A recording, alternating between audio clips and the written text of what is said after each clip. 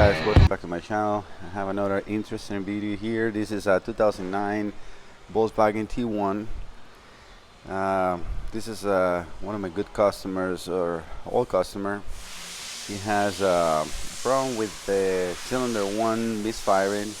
He came to the shop yesterday with the check engine light. We did some work last week on the car. As you can see here, we replaced the PCV valve on this car. It was dropped. The diaphragm was damaged and it pulled the rear seal on the crankshaft, so it was just dumping the oil on the floor.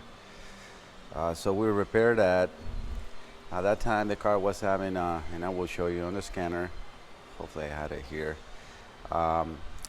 he was having a lean condition, and also P0310, which is cylinder 1 misfire.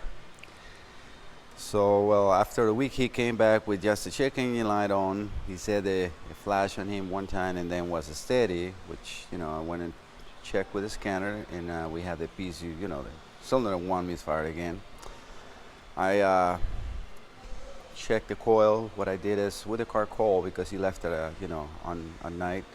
So I swapped the coil from cylinder 1 to cylinder 2.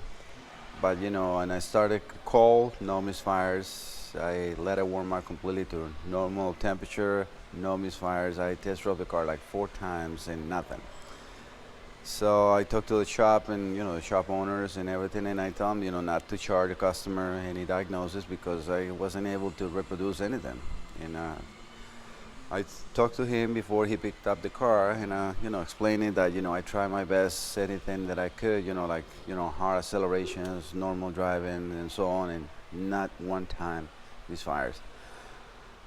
All right, so when he's way home, the car started misfiring, and he said that he lost all the power, so we had the car back in here.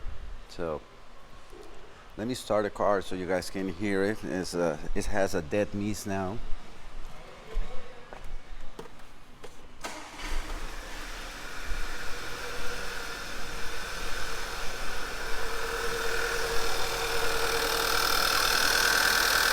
I hope you can hear the shakiness of the engine. And soon the one is disabled, which obviously is going to make that misfire. As far as the codes I have, I want to run it like that. Let me go over the scanners so you guys can see. So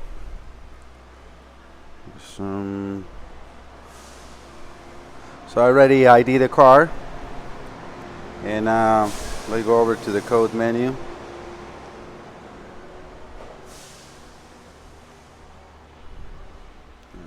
Most likely I'm gonna have to exit here because I turned the ignition on and off. So let me continue. See if we get this time the codes. Snapping is very funny with that. Well, we have it. Alright, so we have, as you can see, cylinder 1 misfire, and then cylinder disabling P130 intermittent, and obviously we're going to have an idle control system RPR lower than expected. We have a dead misfire. So for the snap-on lovers, which I'm not no more. I mean, it's a great tool, has some great information, but in the European cars it has nothing. They try to tell you that they have so much information in the short track and so on. Well, guess what? For new cars and European cars, they got nothing. Zero. Try to say that they're better than Identifix. I love Identifix. You find information from through repairs. Like you can see something as normal as this, nothing. Even if I click attentive, look, even cylinder 1 misfire, it doesn't tell me nothing. So zero help in here, obviously. So what I'm going to do is try to find out what that code is in Identifix. Let me set up a laptop in here. You guys can see with me, and then we go from there. Okay, I got the laptop set up, and I already ID the car in Identifix, and sorry for the noise. So most of the times when that P130A comes, you know, with one of the P0, 302, 301, 303, whatever, you know, for one of the cylinders, most likely are the injectors, or that's what, you know, most of the techs that has posed a fix in here has found. You know, also we have, you know, the crankcase ventilation valve and etc. But that will be you know, also together with like a lean condition, which is not the case in here. So all right, so this is not much of a help either way, because I mean we know that. One other thing that I want to show, okay, this is like I said, if you see the date, that was yesterday. We have a cylinder 1 only misfire, intermittent. Right now we got a dead miss. And one thing that I did is I saved all the pits from yesterday. Let me show you that too. Just like I said, I was trying to duplicate all the problems, and I mean it's a little difficult to show everything on the screen. Hopefully you guys can see. Right here we have cylinder 1. No, wait a second. Right here, cylinder 1, 2, 3, 4 misfires, and then some other pits. But as you can see here, also we have actually misfire counter. So I can just play this. This is a recording. So that is already changing the frames. But as you can see on the misfires, it's nothing. And hopefully you guys can pick up in there that I'm going from these, let me see, these are the engine RPMs. So I'm going from 680 to high RPMs, like, you know, 3,000, 4,000. So I'm driving down the road and I'm trying to recreate the misfire, as I told you before, with no luck. So I hope that that video shows very well in there. Well, like I said, this is just, you know, I usually do this with every car. I save the frames for the pits and everything so I can come back and test. Well, this car is now with a dead misfire, so let's go back to diagnosis. We know what we have. I know there is a still in the cylinder 1, but I need to erase this code because right now the engine is disabling the injection, and that's very important. Before I go, you know, and remove the spark plugs and whatever, I need to make sure that we have a dead misfire caused by the car and not by the computer. So let's go back here, and we're gonna clear the codes. The clear codes, so the engine is not running. We are going to continue.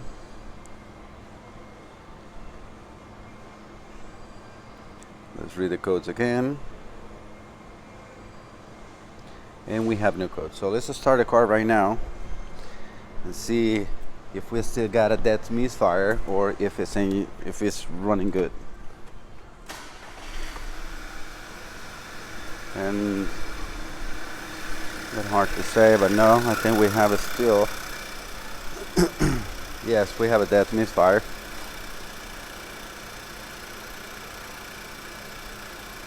So I'm going over to data. This is still a dead misfire in there.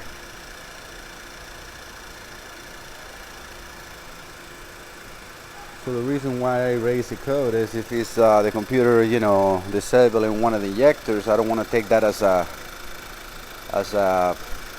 problem without already erasing it. At least at the start it should like run, you know, or get fuel in that cylinder and then cut it off as a protection. So I'm going to turn the car off again. Yes, chicken your lights blinking. So it looks like we do have a nice problem here. Alright, so we have a completely dead misfire on cylinder 1. Well, we haven't, well, we take that as a granted on the computer, but I mean, since the code. These coils are very easy to remove. You just unplug the back and then I'm going to remove those spark plugs and coils to see what I see on the cylinder, and probably do a compression test or a leak down test to find out, if we have any problems with the compression. This is very simple. Again, if this will be a cover car, I would probably do a relative compression, but that's not the case in here. So let's take at least those two first cylinders and do a compression test and see what they tell me. All right, so let me stop this 1 second, set up the scope with the pressure sensor, and we go from there. Okay guys, this is the in-cylinder pressure with the pressure transducer from Pico. So sometimes it's a little hard to record and do the testing, for the video. So what I did is I captured the waveforms and I'm going to share it with you because it's a little faster than show you how to connect the in-cylinder pressure transducer, which is very simple. And you can find many videos on YouTube already explaining that. My focus is on what is going on with this car. So I have both cylinders. I just took 2 cylinders as example, obviously number 1, and then I choose number 2, which is not having any misfires. So I can move back and forth from cylinder 1, which is this one, and you guys can see right there, we're only getting 93, let's say 94 pounds. I also put some cursors on for the 720 degrees and 540, 360. This is going to help us out to see any difference on valve timing. If so, which I truly doubt it, I will be more looking for like a difference on pressures, which I was even checking vacuums and there was like 1 pound of difference. Again, this is with the engine completely together, which means I haven't removed any intake manifolds or so on, which is probably our next step. So again, I can move back and forth. This is cylinder number 2, and we have 134 pounds. So we can see that we have 40 pounds of difference. So definitely something is weird. I did a leak down test on cylinder 1 and cylinder 2, and the gauge is showing me 100%, so no leak, which is very hard to believe. We have a difference on pressure. I use a manual gauge. The manual gauge was showing me perfect compression. This is running compression, very important to see that too. So for me, we have a injector issue, but also we have something else in here, probably a valve carbon deposit, which these engines are very known for that. So I think that we're going to have to move forward and remove the intake to see what else we see there.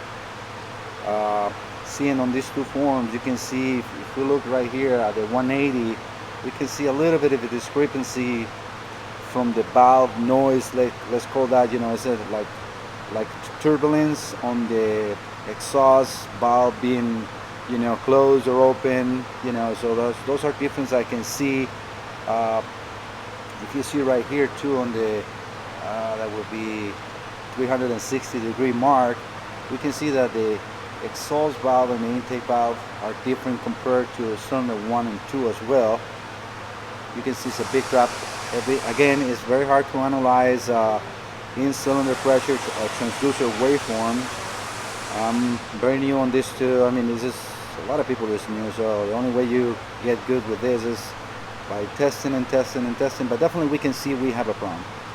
So we have to do further diagnosis, and I'm going to start removing intake manifold to check everything out. All right, guys. All right, keep going with this car. So I did before this assemble, as you can see right now, I had the intake manifold removed, injectors removed, and I have one hose for the leak down tester connected to the cylinder 3. But before we proceed with this, I'm going to tell you what I did before this one, because it was very hard for me to record it. I was struggling a little bit with various cars. So let me tell you.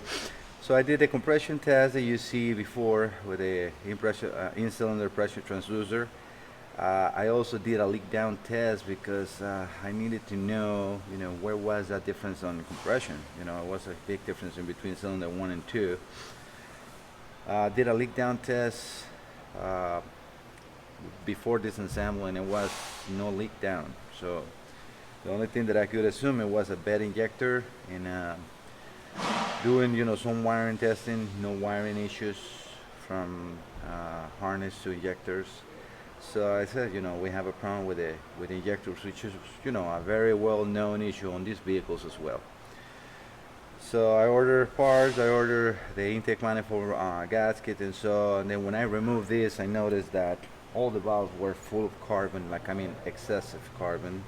Again, another issue on these engines.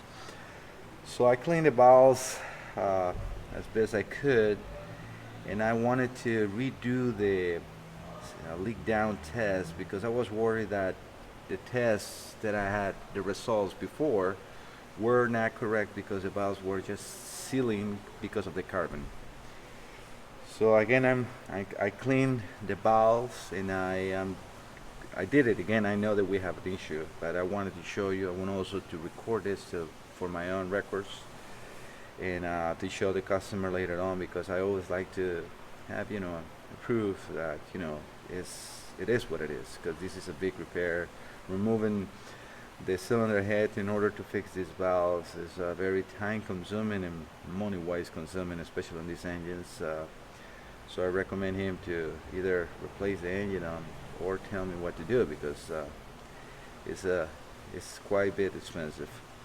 Alright, so I have the number 3 cylinder and tap that center. So what I'm going to do is I'm going to put 90 pounds of pressure into the cylinder. I have one of the injectors, as you can see here. Hopefully that is showing up in there. This is injector number 1. I'm just using this to seal the hole on the head, so we don't lose pressure in there, to make sure everything is sealed. Let me stop the video 1 second, guys.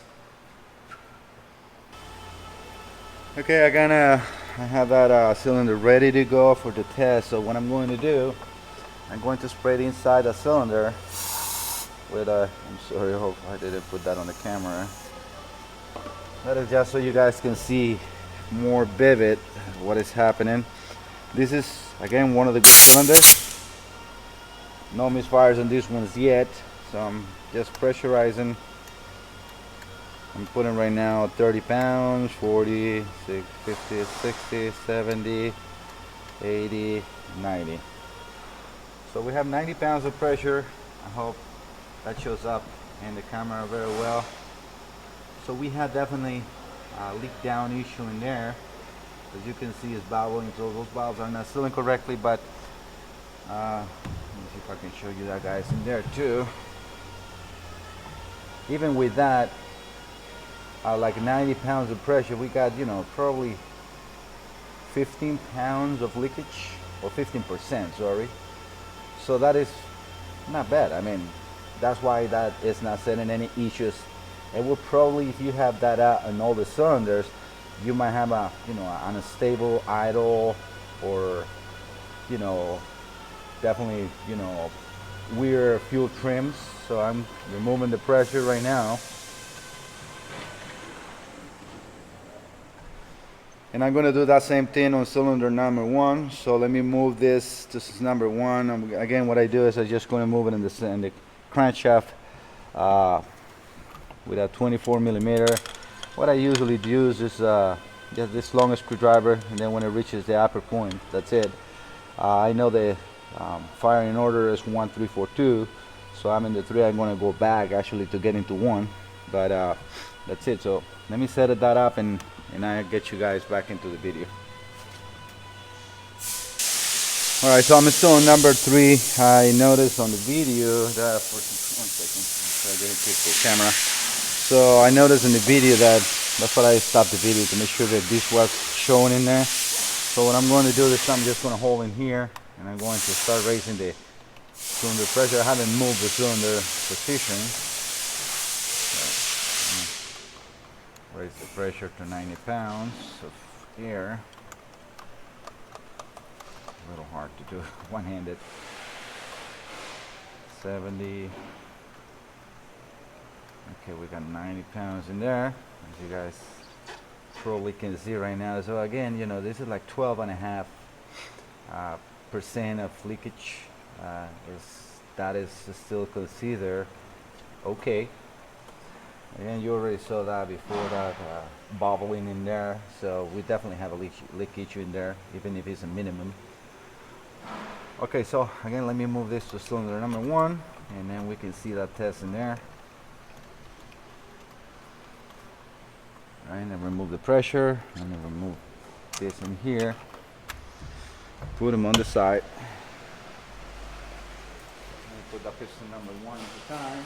Shit, where the, oh yeah, it's right there.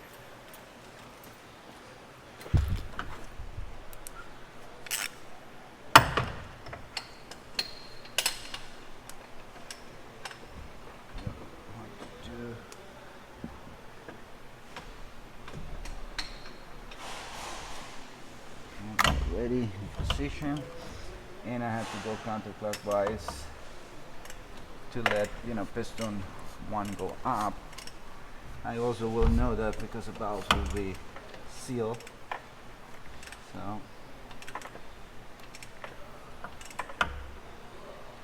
alright, so what I'm looking for, hopefully that shows up in the camera, is for the screwdriver to stop going up and down. So that's top dead center.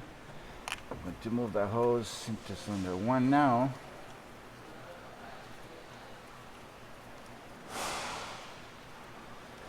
Again, with cart put together before I uninstall the manifold and clean that carbon, this was 0 leakage. So I assume we have only that injector in here, which we do have. But I always try to be a little extra protective for myself and for the customer, because I don't want to put all this together and then, oh, we have a problem with a valve that was not sealing right, you know, and then the customer will be very disappointed. Right, so same thing, I'm going to fill this with fluid so it's more obvious. Move this injector to here just to seal that hole. And I'm going to start putting air pressure.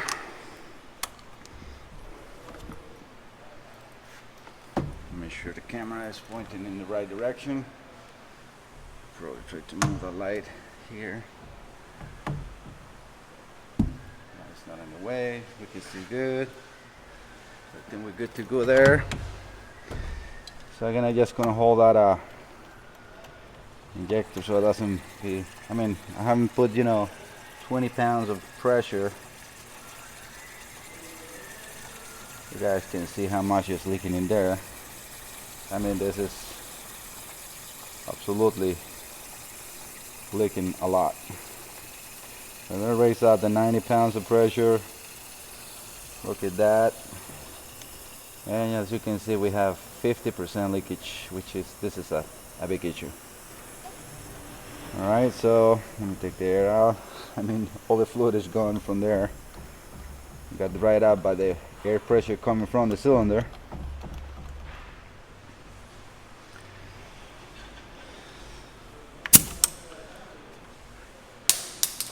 Okay, so again, after I saw this, I talked to the customer, put everything on his mind of how much repairing this engine will cost and how much replacing an engine will cost.